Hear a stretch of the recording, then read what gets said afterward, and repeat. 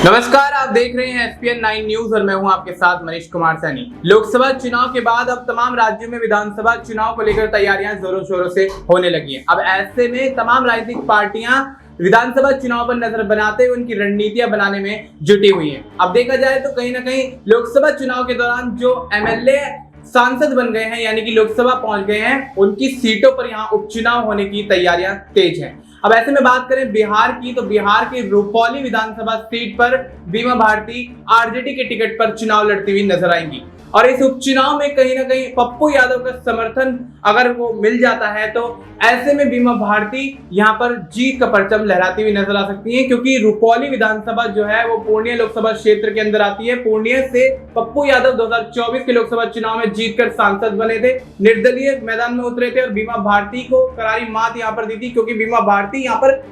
RJD के ticket से यहाँ पर चुनाव लड़ रही थी। तो ऐसे में अब देखना ये होगा कि क्या पप्पू यादव बीमा भारती का समर्थन करते हुए नजर आएंगे। यहाँ तक कि खुले तौर पर तो अभी पप्पू यादव की तरफ से कोई आधिकारिक बयान यहाँ पर सामने नहीं आया है, क्योंकि पप्पू यादव शुरुआती दौर से ही बीमा भारती के विरोधी रहे हैं और इस बात को यहाँ पर कहीं ना कहीं सिद्ध भी होते हुए देखा गया लोकसभा चुनाव के दौरान, जब यहाँ पर लोकसभा चुनाव के दौरान दोनों जनसभाएं करते थे तो एक दूसरे पर हमलावर रहते थे और ऐसे में पप्पू यादव खासतौर पर यहाँ पर बीमा भारती पर तेज तर्राट हमले करते हुए नजर आते थे। और अब देखना ये होगा क्या रुपौली विधानसभा के उपचुनाव में पप्पू यादव बीमा भारती को समर्थन देंगे। इस मुद्दे पर तमाम चर्चा जारी रहेगी और तमाम यहाँ पर सवाल लेते हैं हमारी सहयोगी नाज़मीन से। नाज़मीन, सबसे पहले तो आपका बहुत बहुत स्वागत है। नाज़मीन, क्या लगता है कि बिहार के विधानसभा के उपचुनाव जो होने हैं यहाँ पर, तो रुपौली विधानसभा को लेकर काफी ज्यादा चर्चा जोरों शोरों पर है और बीमा भारती दोबारा रुपौली विधानसभा से चुनाव लड़ती हुई नजर आएंगी, तो पप्पू यादव क्या यहाँ पर भूमिका अदा कर सकते हैं या पप्पू यादव बीमा भारती को सपोर्ट करते हुए नजर आ सकते हैं? देखिए, अगर मनीष, अगर हम बात करें बिहार के लोकसभा चुनाव की जो बीत चुके हैं, परिणाम सामने आ चुके हैं, लेकिन एक मुकाबला पूर्णिया लोकसभा सीट पर हमने देखा था। वो मुकाबला था निर्दलीय चुनावी मैदान में उतरे पप्पू यादव का, तो दूसरी तरफ आरजेडी से टिकट पाती हुई बीमा भारती का। बीमा भारती वही है जो जनता दल यूनाइटेड की विधायिका रह चुकी हैं रुपौली से, वो भी 6 बार विधायिका यहाँ से रह चुकी हैं। लेकिन जब वो जेडीयू पार्टी से आरजेडी की तरफ बढ़ती हुई नजर आई थी तो उन्होंने फौरन अपने पद से इस्तीफा दे दिया था, यानी कि विधायक के पद से वो इस्तीफा देती हुई नजर आई थी। तो ऐसे में ये सीट खाली हो गई है और इस सीट पर उपचुनाव होंगे। और वैसे बिहार की बात करें तो 2025 में विधानसभा चुनाव तो है ही, लेकिन 2025 के विधानसभा चुनाव से पहले 6 महीने के भीतर ही यहाँ पर उपचुनाव के होते हुए नजर आते हैं। तो ऐसे में देखा जाए तो बीमा भारती पर एक बार फिर से भरोसा यहाँ पर आरजेडी जताते हुए नजर आ रही है। आरजेडी ने जहाँ लोकसभा में भरोसा जताया, लेकिन बीमा भारती उस भरोसे पर खरी उतरती हुई नजर नहीं आई। हार का सामना करना पड़ा। हार का सामना आप ये देखिए कि यहाँ पर पप्पू यादव मौजूद थे, संतोष कुशवाहा मौजूद थे और यहाँ पर बीमा भारती मौजूद थी, लेकिन बीमा भारती तीसरे नंबर पर आती है। यहाँ पर उनका मुकाबला पप्पू यादव से कोसों दूर नजर आता है। तो ऐसे में पप्पू यादव की जो जीत निर्दलीय रूप में होती हुई नजर आई, ये जीत निर्दलीय नहीं बल्कि महागठबंधन की जीत दर्शाई जाती है। जैसे कि कांग्रेस पार्टी से अलग हटकर कई ऐसे यहाँ पर चेहरे नजर आए जो निर्दलीय चुनावी मैदान में उतरते हुए देखे गए, लेकिन चुनाव जीत कर वो कांग्रेस पार्टी को ही समर्थन देते हुए नजर आए। ऐसे में कांग्रेस पार्टी की संख्या 102 पहुंच जाती है यहाँ पर लोकसभा सीटों की। तो वही बात करें तो पप्पू यादव को लेकर भी यही कहा जा रहा है कि अभी समर्थन नहीं दिया,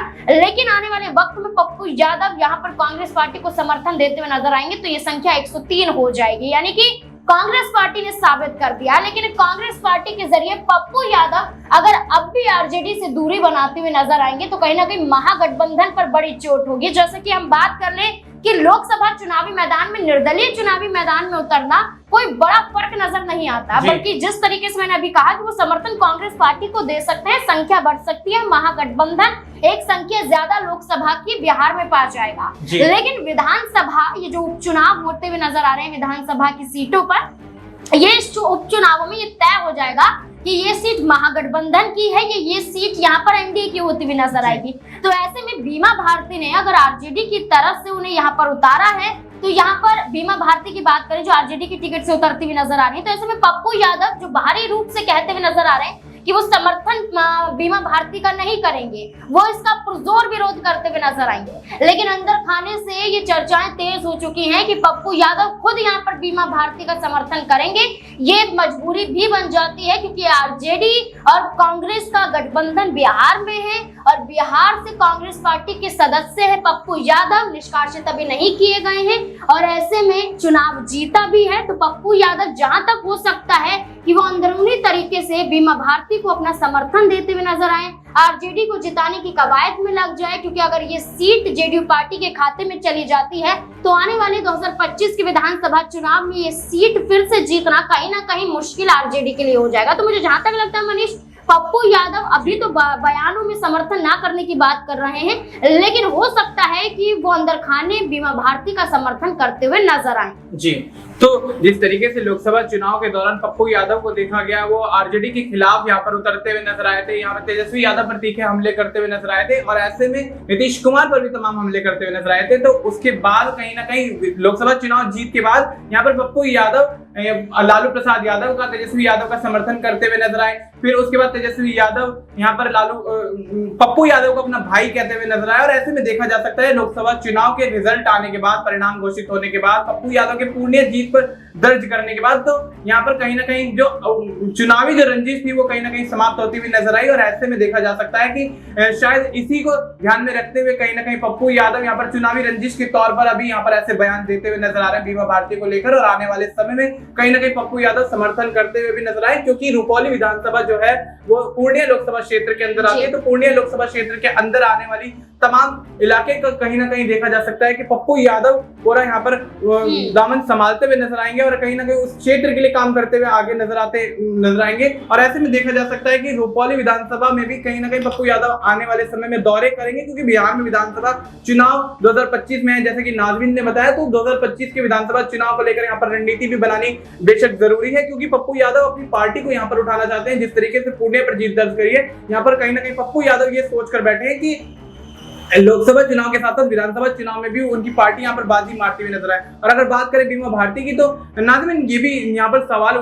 खबरें उठकर आ रही थी कि कहीं ना कहीं पप्पू यादव जिस तरीके से बीमा भारती का विरोध करते हुए नजर आए, तो उसके बाद यहाँ पर बीमा भारती के पति जो है उनका भी यहाँ पर नाम आ रहा था कि वो विधानसभा का उपचुनाव लड़ सकते हैं, लेकिन ऐसा कुछ हुआ नहीं। तो क्या आने वाले विधानसभा चुनाव में बीमा भारती अपने पति अवधेश मंडल को यहाँ पर विधानसभा का चुनाव लड़वाती हुई देखी जा सकती है? देखिए, अभी बात करें तो बीमा भारती के परिवार पर वैसे ही संकट मंडराया हुआ है, जैसे कि अभी रंगदारी के मामले में यहाँ पर देखा जाए तो गंभीर आरोप लगाते हुए बीमा भारती के बेटे को यहाँ पर हिरासत में लिया गया और ऐसे में देखा जाए तो बीमा भारती ने ये भी आरोप लगाया कि क्या उनका बेटा आतंकवादी है। जिस तरीके से उनके खिलाफ यहाँ पर कार्यवाही की जा रही है, वो सरकार पर तीखे हमले बोलती हुई नजर आई, यानी कि नीतीश कुमार सरकार पर हमला बोलती हुई वो पहली बार नहीं नजर आई है। इससे पहले जब यहाँ पर फ्लोर टेस्ट होता हुआ नजर आया था तो बीमा भारती आखिर में पहुंचती हुई सदन के अंदर नजर आई थी। उस दौरान बीमा भारती ने आरोप लगाया था कि मैंने समर्थन यहाँ पर खुले तौर पर जेडीयू पार्टी को नहीं दिया,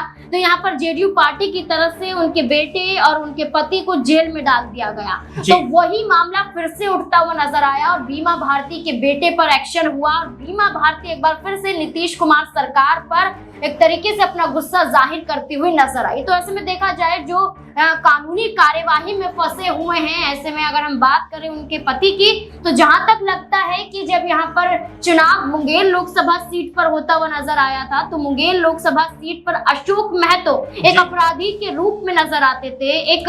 उनकी छवि बाहुबली के रूप में देखी जाती है, हत्या का आरोप उन पर लगा हुआ था। वो चुनाव नहीं लड़ पा रहे थे, इसलिए उन्होंने जेल से रिहा होते ही पहले शादी की और शादी करते ही अपनी पत्नी को यहाँ पर उन्होंने चुनावी मैदान में उतार दिया। अनीता महतो यहाँ से चुनाव लड़ती हुई नजर आई, लेकिन चुनाव वो जीत नहीं पाई। लेकिन वही यहाँ पर दावा किया जा रहा है कि जहां बीमा भारती है वो अपने पति को लेकर विचार विमर्श जरूर कर सकती हैं, लेकिन उनके पति इस सीट पर चुनाव या विधानसभा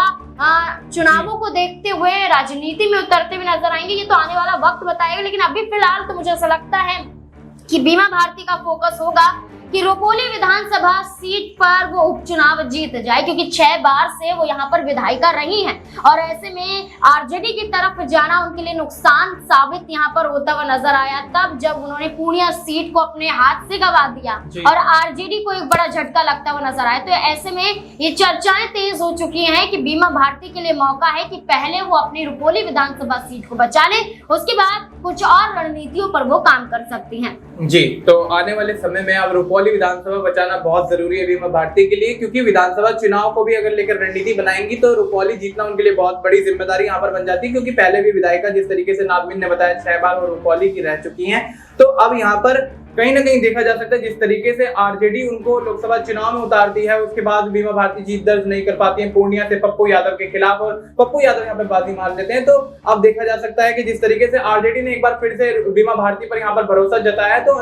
नाज़मीन यहाँ पर जिस तरीके से आंकड़े बनते हैं उसको देखते हुए तो ये समझा जा सकता है कि जिस तरीके से जेडीयू का दामन यहाँ पर छोड़ के आई, उसके बाद नीतीश कुमार यहाँ पर बयानबाजी करते हुए नजर आए कि हमने सिखाया है राजनीति करना और इनको बोलना भी नहीं आता। तो इस तरीके की बयानबाजी नीतीश कुमार की तरफ से आई और ऐसे में देखा जा सकता है कि बीमा भारती यहाँ पर बिल्कुल शांत रही और ऐसे में कहीं ना कहीं अब जिस तरीके से आरजेडी का दामन थाम के लोकसभा चुनाव लड़ा, उसके बाद अब रुपौली का उपचुनाव लड़ती हुई नजर आ रही है आरजेडी, तो कहीं ना कहीं आरजेडी के साथ तो आने वाले समय में बगावत नहीं कर देंगी बीमा भारती। देखिए, अगर राजनीति में बात करें तो अपना फायदा साधने के लिए आज वो महागठबंधन का हिस्सा हो सकती हैं, तो आने वाले वक्त में एनडीए का हिस्सा हो सकती है, इसमें कोई दोहराए नहीं है। ना सिर्फ बीमा भारती को लेकर कहा जाए, आप बिहार के मुख्यमंत्री नीतीश कुमार को लेकर ही देख लीजिए। 9वीं बार मुख्यमंत्री बनते हैं, लेकिन 9वीं बार मुख्यमंत्री बनने के बाद जनता का भरोसा उनसे उठ जाता है, जनता उन्हें नापसंद करती हुई नजर आती है और खुद ही जनता का कहना होता है कि नीतीश कुमार पलटू राम है। क्यों? क्योंकि वो एक जगह टिक कर रह ही नहीं पाते, कभी एनडीए की तरफ, कभी महागठबंधन की तरफ, तो कभी महागठबंधन के तहत तेजस्वी यादव को अपना बेटा बता देते हैं, फिर उसी बेटी को यहाँ पर कहते हैं कि उन्हें राजनीति की समझ नहीं है, अभी 9 सिखियां हैं, इस तरीके के बयान वो देते हुए नजर आते हैं। तो जहां तक मुझे लगता है कि राजनीति की बात है तो ना सिर्फ हम बिहार तक सीमित रहेंगे, बल्कि आप किसी भी राज्य में चले जाइए, अगर फायदा है तो वो पार्टी को छोड़ता हुआ भी नजर आएगा। दिल्ली में कपिल मिश्रा जो आम आदमी पार्टी के सदस्य थे, भारतीय जनता पार्टी का हिस्सा बन जाते हैं। उत्तर प्रदेश में जो जयंत चौधरी समाजवादी पार्टी का हिस्सा थे, वो एनडीए का हिस्सा बन जाते हैं। ओपी राजभर सपा का हिस्सा थे, एनडीए का हिस्सा बन जाते हैं। जो सपा से विधायिका हैं, वो पल्लवी पटेल अपनी पार्टी के तहत गठबंधन किसी और दल के साथ करते हुए नजर आती है। तो सिर्फ चुनावी माहौल को देखते हुए, राजनीतिक पारियों को इस्तेमाल करते हुए फायदा देखने की कोशिश यहाँ पर पार्टियां करती हैं। यहाँ पर राजनीतिक चेहरे करते हुए नजर आते हैं, उनमें से एक यहाँ पर बीमा भारती भी नजर आती हैं। अगर मुझे ऐसा लगता है कि अगर ये रुपौली विधानसभा चुनाव जीत जाती हैं तो आरजेडी के पास एक बड़ा मौका बन जाएगा कि बीमा भारती को आने वाले कई चुनावों में वो मौका दे सकती है। लेकिन बीमा भारती रुपौली विधानसभा चुनाव नहीं जीत पाती हैं तो यकीन मानिए कि आरजेडी से उनका जाना निश्चित तौर पर तय मान लिया जाएगा, क्योंकि बीमा भारती खुद ब खुद यहाँ पर फायदे के लिए आई थी। लेकिन अब अगर आरजेडी को ही उनसे फायदा नहीं मिलेगा तो कहीं ना कहीं नुकसान बीमा भारती को झेलना पड़ सकता है। जी, तो रुपौली विधानसभा का उपचुनाव जो होने वाला है बिहार में, वो कहीं ना कहीं बीमा भारती के लिए जीतना बहुत बड़ी बात है, क्योंकि अगर वो जीत जाती हैं तो यहाँ पर कोई फर्क नहीं पड़ेगा। लेकिन अगर 1% हार भी जाती हैं तो यहाँ पर देखा जा सकता है कि आरजेडी उनको अपनी पार्टी में से निकालने में कोई भी देरी नहीं करेगी। लालू प्रसाद यादव कोई सख्त एक्शन लेने में यहाँ पर देरी नहीं करेंगी, क्योंकि लोकसभा चुनाव की हार के बाद उनको दोबारा यहाँ पर मौका दिया जाता है। विधानसभा चुनाव में जिस तरीके से नाज़मीन ने जिक्र किया कि रुपौली से पहले 6 बार विधायिका रह चुकी है, तो जिस तरीके से 6 बार पहले विधायिका रह चुकी है, हो सकता है जनता उसी नजरिए से उनको अब दोबारा से देखती हो और दोबारा से रुपौली की विधानसभा से उपचुनाव में उनको जीत दिलवा दे। लेकिन अगर 1% अगर वो हार जाती है, यहाँ पर कोई मौका ऐसा बन जाता है कि दूसरा जो प्रतिद्वंदी उनका खड़ा है वो जीत जाता है, तो ऐसे में बीमा भारती की मुश्किलें बढ़ती हुई नजर आ सकती हैं और वो अपना राजनीतिक वर्चस्व यहाँ पर खोती हुई नजर आ सकती हैं। फिलहाल के लिए इतना ही। देश और दुनिया की तमाम जानकारी के लिए आप देखते रहिए SPN 9 न्यूज।